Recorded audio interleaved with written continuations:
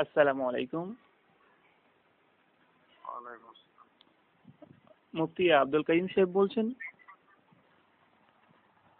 জি। জি সে কেমন আছেন সাহেব?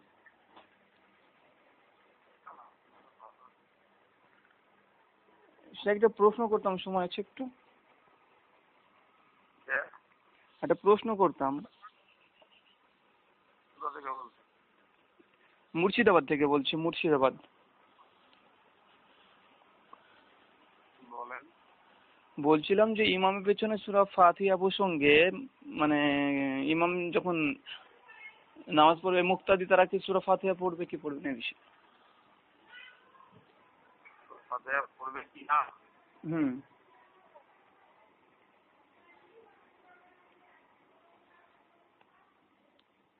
পড়তে হবে না। পড়তে হবে না, না? না। আর কেউ যদি পড়ে তার নামাজ হবে কি হবে না? তারা হবে। হ্যাঁ, নকল হবে। যারা পড়বে তারা মাকরু হবে না? নামাজ হয়ে যাবে, নামাজ নকল হবে। নামাজ হয়ে যাবে, নামাজ মাকরু হবে।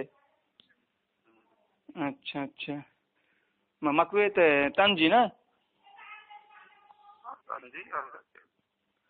আচ্ছা, তো বলছিলাম যে আপনার এই ইমাম শাফি, ইমাম আহমদ, এরা তো ইমাম পেছনে যারা সূরা ফাতিহা পড়ে এর অনুসারে, ওদের নামাজ কি মাকরু হবে না ওদের নামাজ ঠিক হয়ে যাবে? ওদের জায়গায় আছে। হ্যাঁ, ওদের ইমামের অনুযায়ী ওদের নামাজ ঠিক আছে। না না, আমি এমনি কোরআন সুন্নাহর দৃষ্টিকোণ থেকে জানতে চাইছি, মানে ওরাও তো কোরআন হাদিস থেকে বলে। শাফি হাম্বলি মাযহাবের লোকেরা তো কোরআন হাদিস থেকে বলে না? তাদের তাহলে বলতে বলবো যে ঠিক আছে, কিন্তু একজন হানাফি মাযহাবে ইমামকে যা করে সেটা কি করে হবে? আচ্ছা আচ্ছা, তার মানে আমি সেটা জানতে চাইছি যে হানাফি মাযহাবের দলিলও তো কোরআন সুন্নাহ, শাফিদের কোরআন সুন্নাহ। তো হানাফিরা বললে মাকরু হবে, পড়লে মাকরু, ওদের শাফিরা পড়লে মাকরু হয়ে যাবে কেন, সেটা জানতে চাইছি। সেটা তার একটাই কারণ, তিনি ইজতিহাদ করে ওই জায়গায় পৌঁছেছেন। ইমাম আবু হানিফা ইজতিহাদ করে এক জায়গায় পৌঁছেছেন, শাফিঈ ইজতিহাদ করে এক জায়গায় পৌঁছেছেন। তো আমি তো মানে সেই ইমাম শাফির কথা জিজ্ঞাসা করছি না, ইমাম শাফি তো ইজতিহাদ করে তিনি ওই জায়গায় পৌঁছেছেন, আলহামদুলিল্লাহ, ভুল করলে একটা সওয়াব পাবে। তো তার অনুসারীরা তো ইজতিহাদ করেনি, তার ফতোয়া যদি ভুল প্রমাণিত হয়ে যায় তাহলে তো তার অনুসারীরা মাকরু হওয়ার কথা না? তার অনুসারীরা তার ইজতিহাদ ইতিকাদ করেছে, মেনে চলছে। তার আপনি যদি তার অনুসরণে ইতিকাদ করেন তারটা মেনে চলবেন, তাহলে তার অনুসারীরা তো মাকরু হওয়ার কথা না? কারণ তার অনুসারীরা তো আর ইজতিহাদ করেনি, যে ইজতিহাদ করেছে তার জন্য নাহলে ক্ষমা আল্লাহ করবে, প্লাস একটা নেকিও দেবে। কিন্তু আপনাকে একটা কথা বলছি, কোন মানসিকতা নিয়ে জিজ্ঞেস করছেন জানি না, তবে ওই সমস্ত কথা টেলিফোনে জায়গা নয়। যদি আপনার ভালো চলে আসবেন তখন আলোচনা করে দেবো। তাহলে জানা বলেছেন ওদেরকে বলে দিয়েছি, যদি সন্তুষ্ট হন নাহলে কাছে চলে আসবেন, তখন বুঝিয়ে দেবো। না, বিষয়টা সেটা না, আমি বিষয় একটা দেখলাম যেটা, যে আপনার একটা বই পড়লাম, একটা বই দালাইলুল মুকাল্লিদিন প্রথম খণ্ড দ্বিতীয় খণ্ড। আমার দেখেছেন ওর থেকে গাদা বই আছে, গাদা গাদা বই আরবিতে। না, সে তো আরবিতে তো বই তো থাকবে, একজন আলেমের কাছে বই থাকবে না তো কার কাছে থাকবে, এটা তো স্বাভাবিক। তো আমি সেটা জানতে চাইছিলাম, মানে মানে ইমাম বই পড়ে যদি মনে হয় যে এটা মান্যবর, মানুষ যদি মনে করেন ও ব্যাপারে জানবার ইচ্ছা আছে, টেলিফোনে এত কথা জানা সম্ভব নয়। না, এত কিছু জিজ্ঞেস হচ্ছে না, আমি মানে একটা মানে দলিল চাইছি যেখানে ইমামের পেছনে সূরা ফাতিহা পড়া নিষিদ্ধ আছে এই মর্মে। হ্যাঁ, ইমামের পেছনে সূরাতুল ফাতিহা পড়া নিষিদ্ধ আছে এই মর্মে একটা, আপনি মানে কি আলেম? বলুন। আপনি কি আলেম? না, আমি তালেবে ইলম। তাহলে বলে সারেহ মানিল আসার পড়ে নাও। যে একটা দলিল না, অনেক দলিল পেয়ে যাবে। সারেহ মানিল আসার, ইমাম তাহাবির। ইমাম তাহাবি। আচ্ছা আচ্ছা, কি একটা মানে এমনি রাবির হাদিস। নাহলে মুসান্নিফ ইবনে আবি হাফিজ সাহেব পড়ো।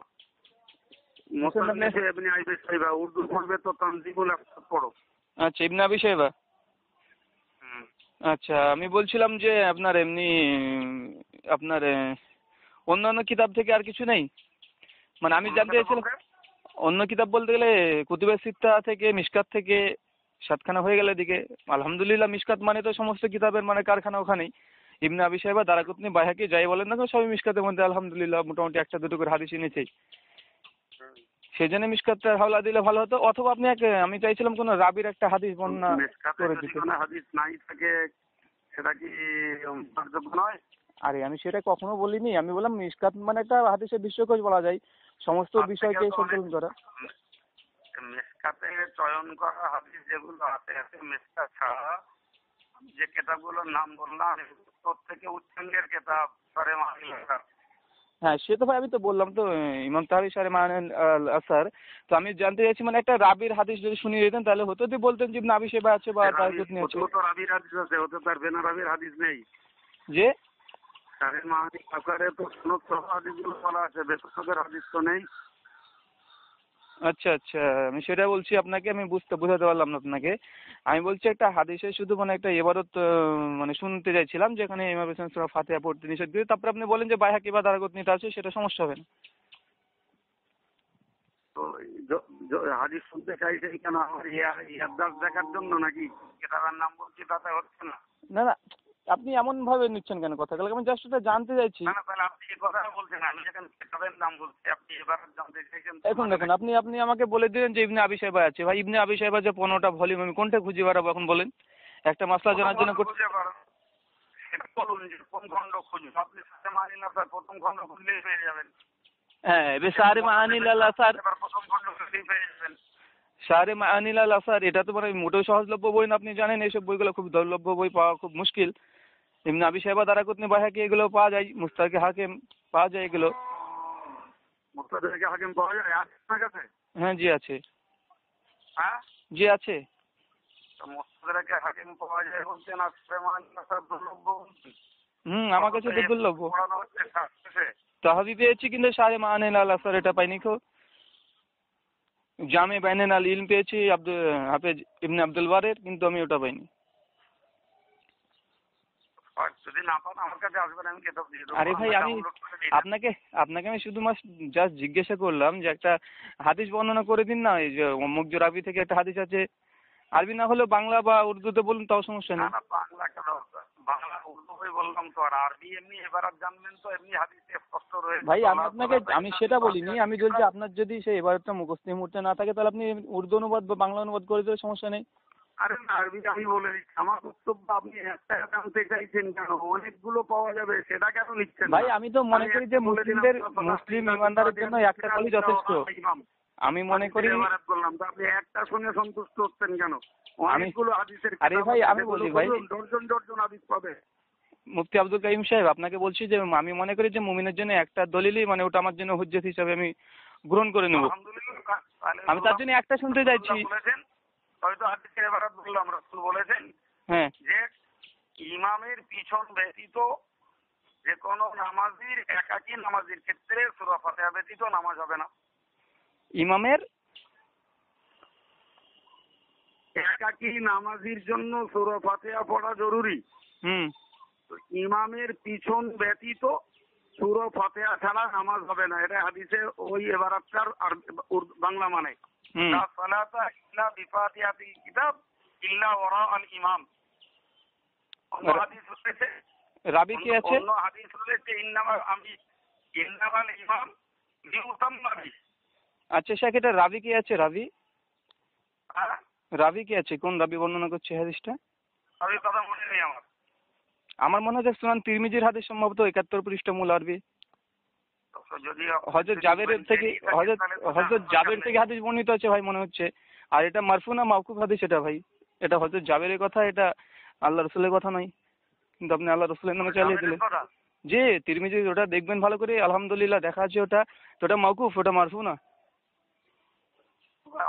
আপনার কাছে মরফু হাদিস আছে, ইমামের পেছনে খেলাফ করতে হবে।